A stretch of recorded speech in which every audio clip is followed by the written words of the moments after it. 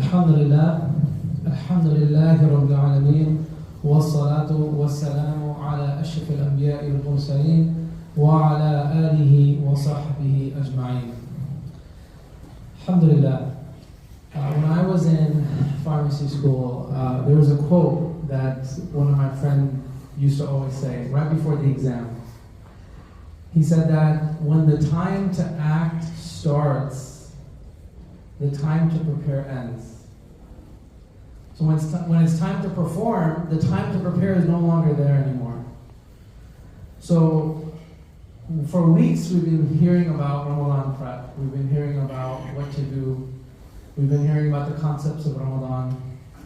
But I think today or right now may be our last opportunity. No longer is there really a focus on knowledge. Now it's about implementation. Tomorrow night could be the first Tarawih. And so the time to prepare is now gone.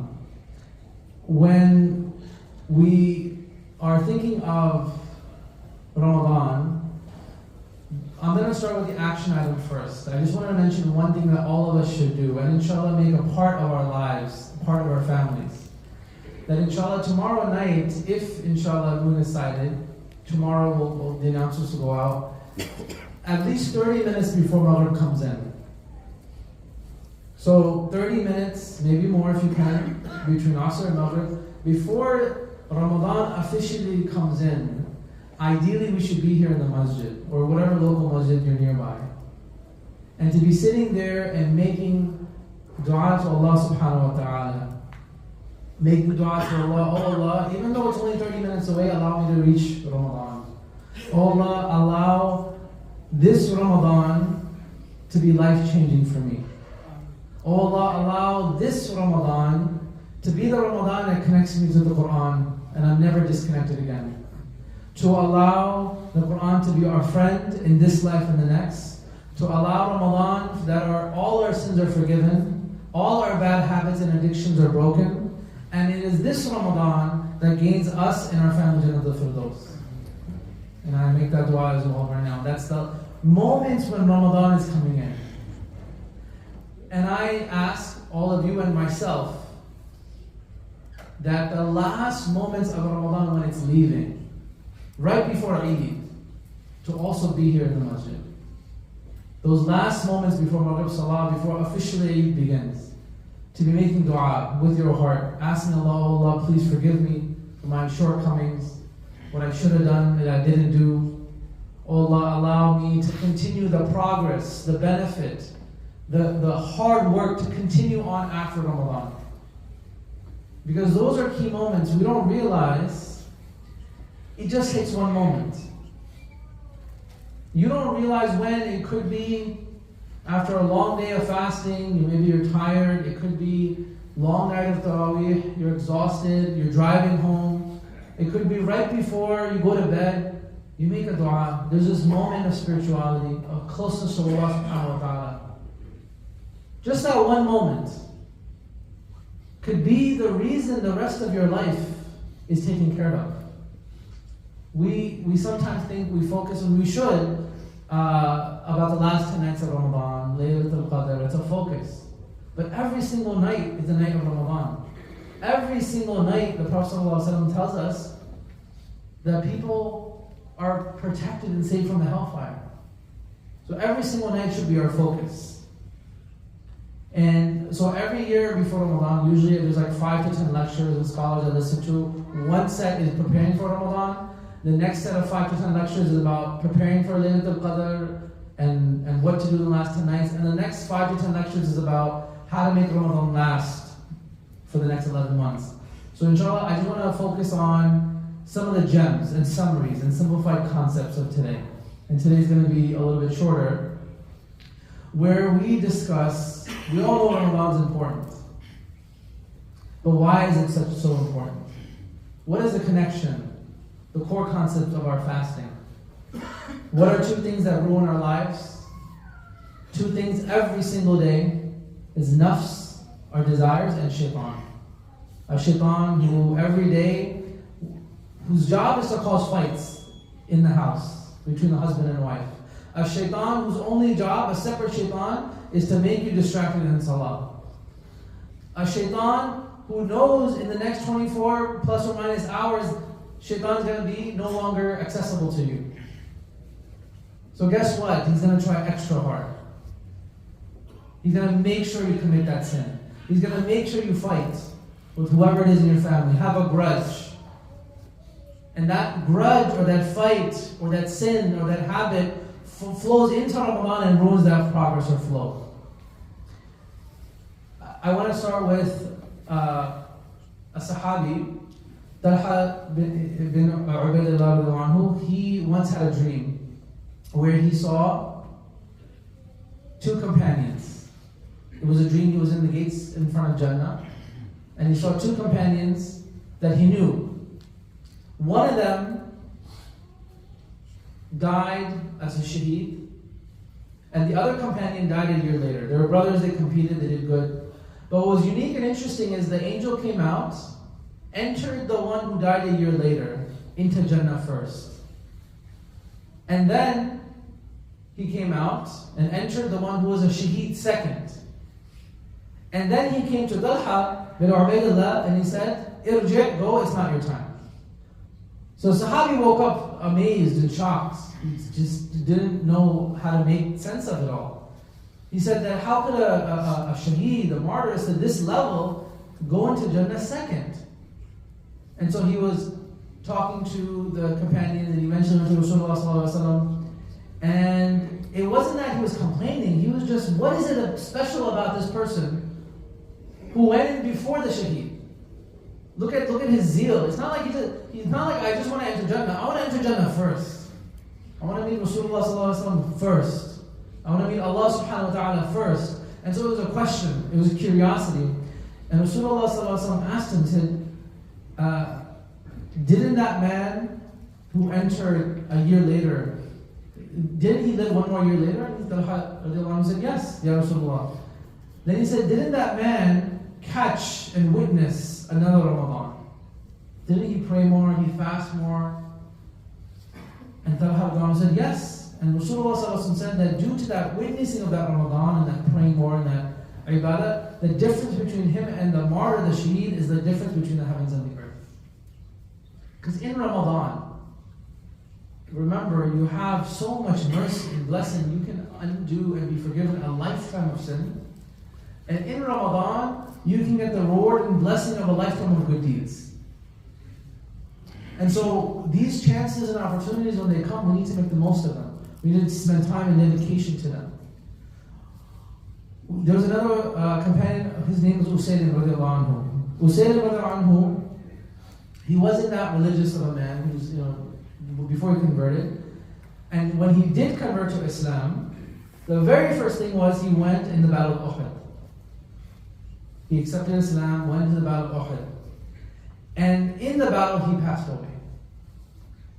And the Sahaba were shocked. They didn't know what to make of it. They said, Ya Rasulullah, this man never prayed a single salah in his life. He never made wudu once. He never fasted. What's going to happen to him?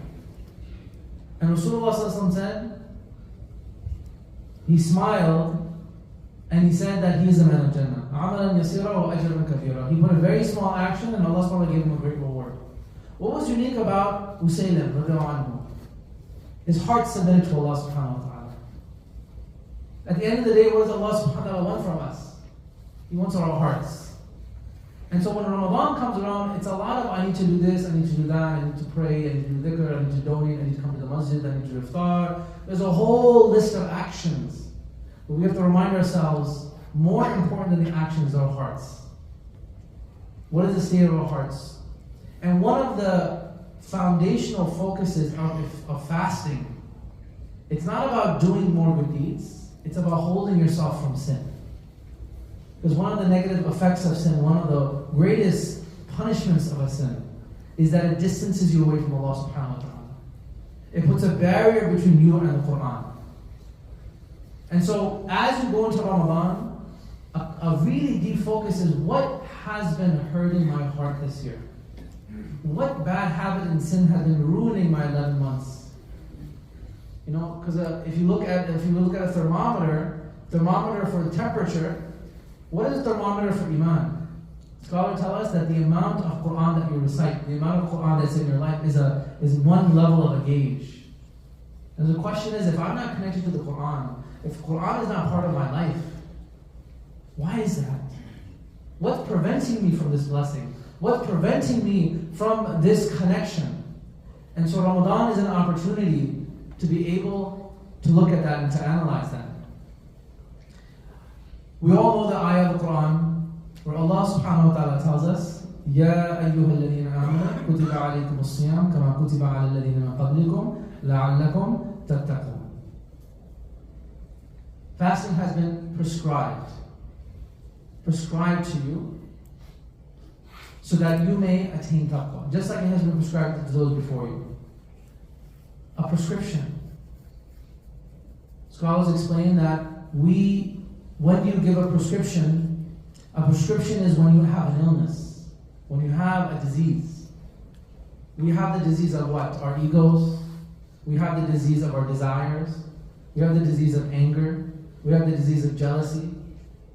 We have so many issues and ailments, and fasting has come for us to be able, as a cure, for us to be able to go through this divine treatment in the month of Ramadan to cure our hearts and to be able to find the cure for these ailments and diseases. When we look at our focus, a lot of the times it's, like I said before, extra good deeds. And one of the tricks of shaitan is what? I'm going to pray more, I'm going to fast more. But we forget what the focus of the fasting is for, first and foremost, the urges and sins. So, Ibn Qayyim rahimahullah, he says that there are three levels of fasting. The first level is what? You're fasting away, you keep away from food and drink. The next level of fasting is the fasting of the senses. You keep away from looking at haram with your eyes, from listening with haram with your ears, whether it be backbiting, whether it be something haram, or fasting of the tongue where you're not arguing, you're not singing, you're cursing. So the fasting of the senses. Then comes the fasting of the heart, fasting from the dunya, where you focus completely on Allah subhanahu wa ta'ala.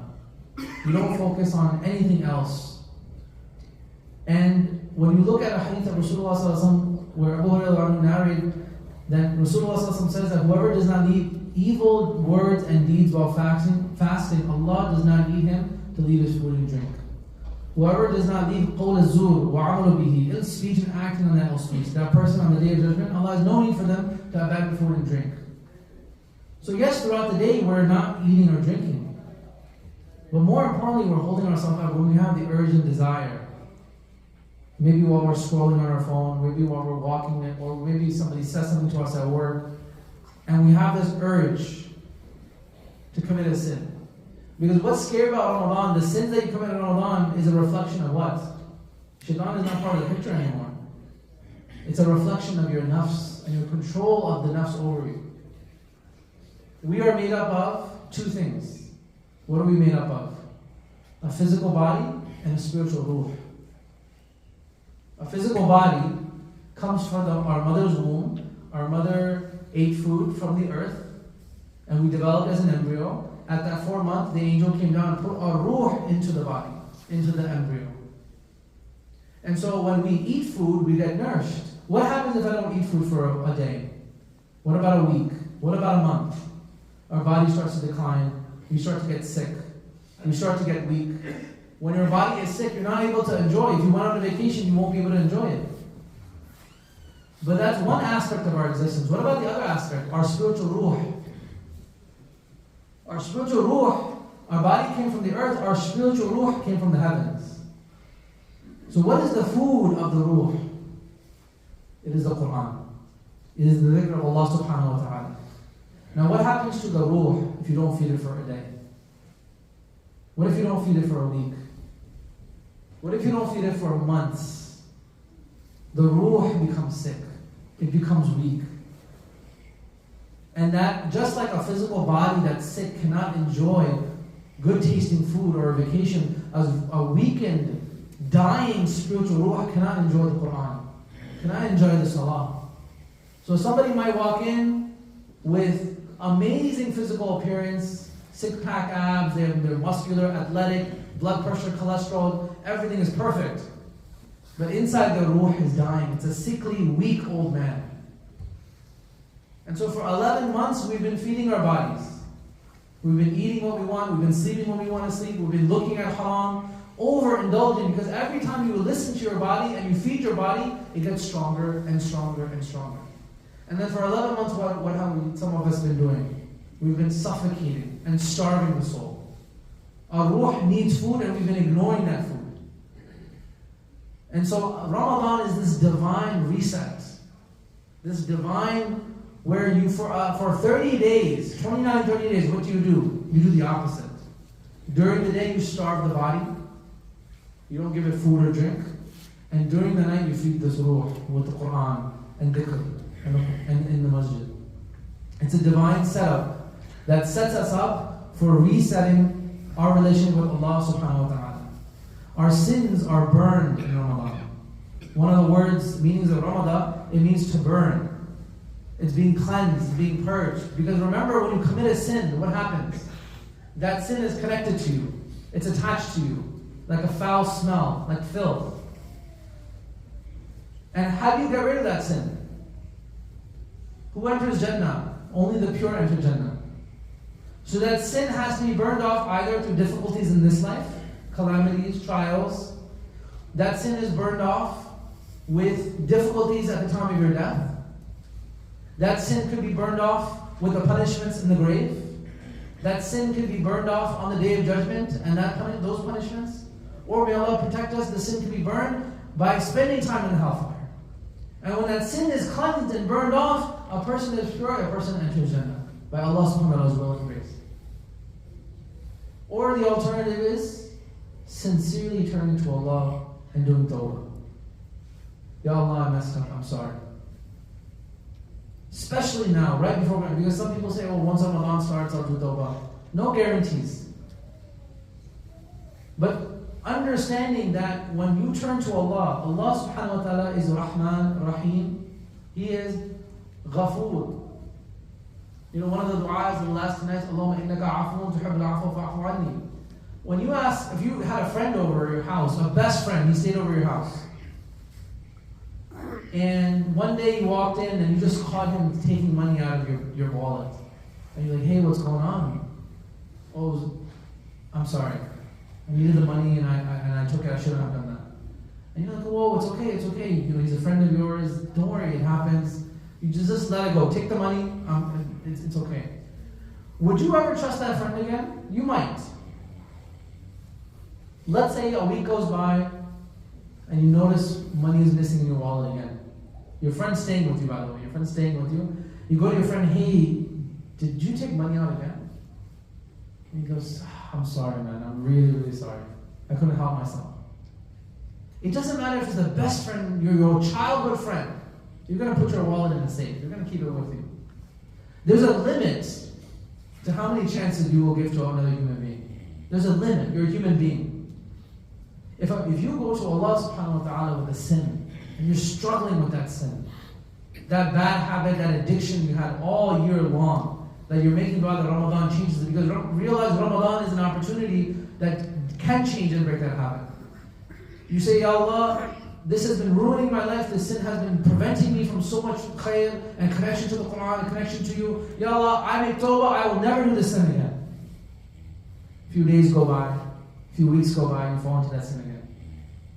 And then you sincerely turn to Allah again and say, Ya Allah, I know I wouldn't do it the first time. I said I promised you I wouldn't do it, but this time I'm making a promise, I actually won't do it. And you really mean it. You with tears in your eye, you turn to Allah and say, Ya Allah, I really won't do this. A few days go by, a few weeks go by, fall into the sin again. Then you turn to Allah, and you sincerely make that same request. You do it 3 times, you do it 4 times, you do it 15 times, you do it 99 times. When you turn to Allah, the 100th time, sincerely asking for forgiveness, asking for tawbah, Allah subhanahu wa ta'ala will forgive you the 100th time the same way He forgave you the first time. There's no limits to His mercy. And that's something we need to understand. And so as Ramadan is about to start, when we think of fasting, we need to realize fasting is about not committing sin. Some people look at Ramadan as a month that begins and ends. What's special about Ramadan? Is there a special deed that's only in Ramadan, not outside of Ramadan? There isn't. The same fast you can fast outside of Ramadan. The same Quran you can read outside of Ramadan. The same Taraweeh is called Qiyam al-Layl. If you look at Hadith, it doesn't say Taraweeh, it says Qiyam al-Layl. But Ramadan is an opportunity for us to taste that sweetness. It is an opportunity for us, once we are able to taste that sweetness close to Allah, we continue it after Ramadan. And I'll end, inshallah, talking about a beautiful hadith, where it's a hadith al-Qudsi, where Allah subhanahu wa ta'ala tells us that the reward of fasting, remember fasting is a big deal. The reward of fasting is something Allah subhanahu wa ta'ala takes ownership and says, I will give the reward. Directly. And we all know that Rasulullah sallallahu alaihi wasallam tells us that when you do a good deed, it's an accounting system. It's 10 to 700 times. If it's difficult for you to do the good deed, you get more reward.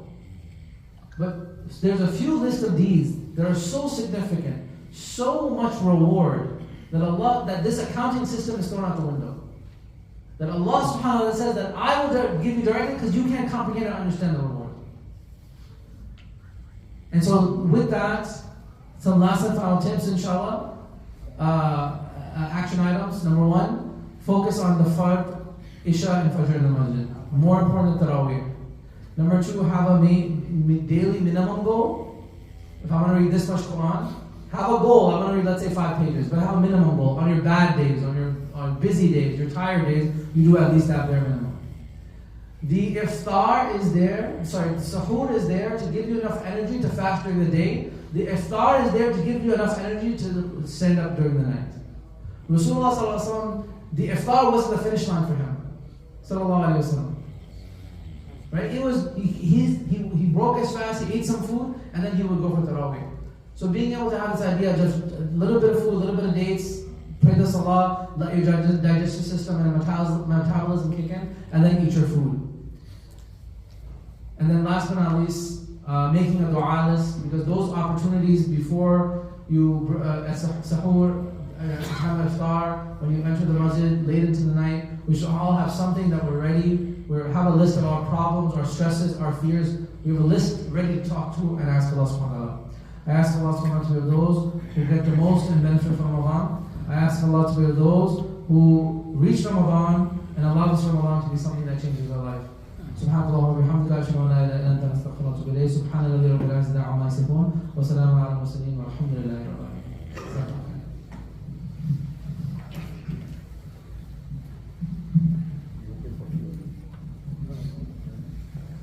Everyone signed up as a volunteer, right? Right, Ramadan volunteer. So you get the